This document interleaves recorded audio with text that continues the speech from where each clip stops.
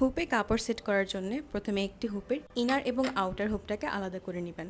স্ক্রুটাকে খুব সামান্য ঢিলা করে নেবেন যাতে ইনার এবং আউটার হুপ সহজেই আলাদা হয়ে আসে। খুব বেশি ঢিলা করতে যাবেন না, তাহলে পরবর্তী স্টেপগুলো সহজ হবে। এরপর ইনার হুপটার ওপরে কাপড়টি বসাবেন এবং আউটার হুপটাকে ওপরে বসিয়ে সেট করে নেবেন।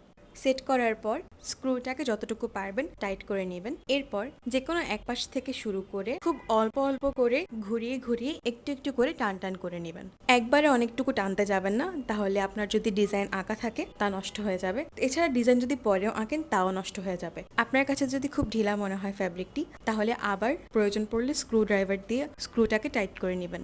এরপর আবার একইভাবে যে কোনো এক পাশ থেকে শুরু করে ঘুরিয়ে ঘুরিয়ে পুরো চারপাশে টান টান করে নেবেন ফ্যাব্রিকটিকে। পুরো ফ্যাব্রিকটাকে টান টান করে ফেলার পর টেস্ট করে দেখবেন আপনার ফ্যাব্রিকটি ঠিকমতো বসানো হয়েছে কিনা। প্রথমে একটু আলতো করে চাপ দিয়ে দেখবেন, যদি ফ্যাব্রিকটি নিচের দিকে দেবে যায় তাহলে আপনার এখনো সেট করা হয়নি, অথবা ফ্যাব্রিকে টোকা দিয়ে দেখবেন, যদি ড্রামের মতো আওয়াজ হয় তাহলে ফ্যাব্রিকটি সেট করা হয়েছে। ফ্যাব্রিক সেট করার সময় একটা প্রবলেম খেয়াল করবেন, সেটা হচ্ছে যে কোনো এক পাশে কাপড় টানলেও সুন্দর মতো টান টান হবে না, কাপড়টা একটু চলে আসবে।